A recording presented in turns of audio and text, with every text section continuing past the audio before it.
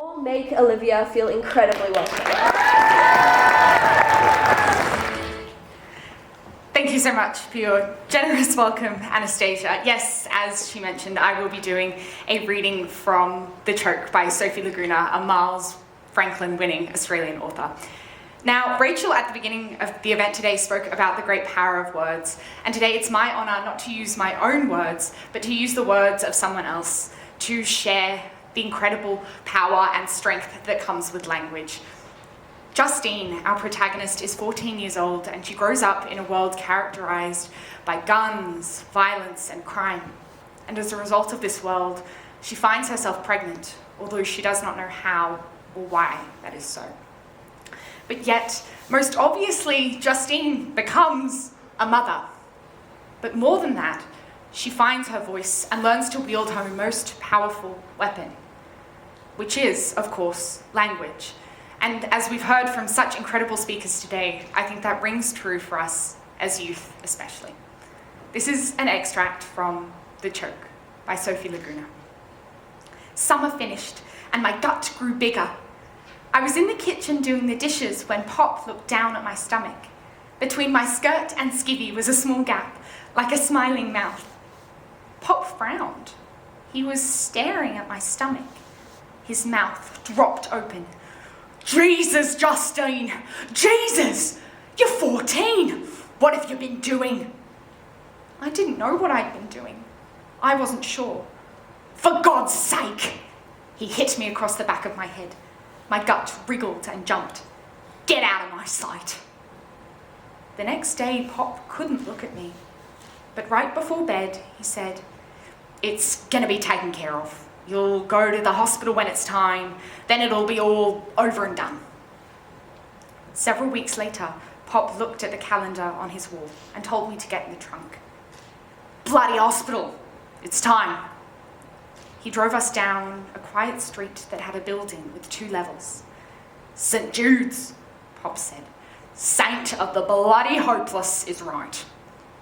That night, I woke with a raging pain in my gut and water leaked down between my legs.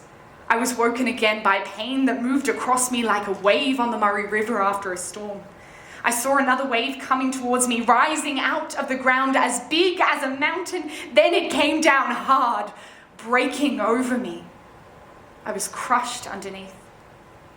Justine, we need to move you. You're having the baby. I lifted my head and saw a nurse. This is what happens, Justine. A baby. Never mind the pain. A baby? I didn't want a baby. I wanted it to be gone, out of me. I need to push, nurse, I said. I need to push. But the words were broken. I'd made sounds I'd never made before, screaming and grunting. Push now, said nurse, hard as you can.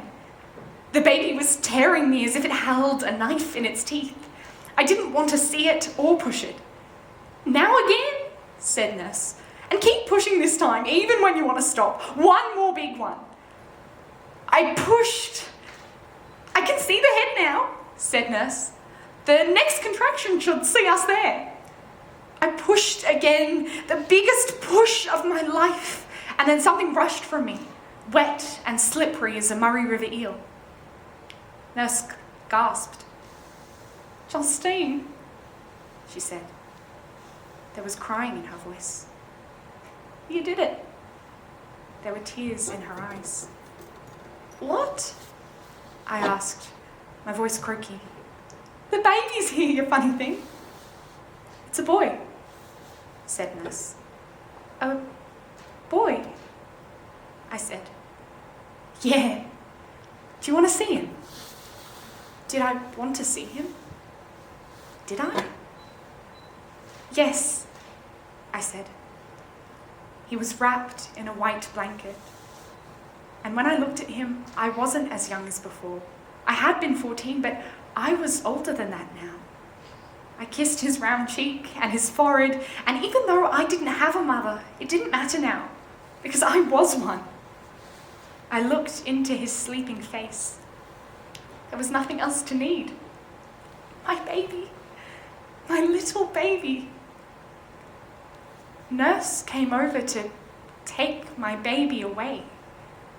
Can he stay with me? You know I can't do that, Nurse said, fiddling with the hem of my sheet. It's against the rules. Why? Because Justine, you gave him up for adoption. That's why you're here at St. Jude's. Because you gave him up. Don't you understand that? But I didn't give him up.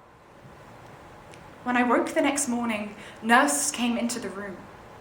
Your grandfather's taken you home today. Nurse led Pop into the room. He tried to take my hand, but I pulled away. Pop and me walked to the glass doors of the hospital. Through those doors, I saw Pop's truck. Once I was in that truck, I would never see my baby again. I knew it now. Nothing came between me and knowing. I stood still. Pop said, "Come on, Justine." No. Get in the truck. No. Get in the bloody truck. No, no, no. I cried, "He's mine, he's mine, he's mine." Get in, Justine. I stopped shouting and looked at him straight in the eyes. Pop, the baby is mine. I am his mother. I'd never spoken the word aloud before. Mother? Could that be me? It was me. Pop, I want this. A baby? Yes. You're 14. You can't look after a baby. Yes, I can. There was quiet. If this is what you really want. I ran back into the hospital, triumphant.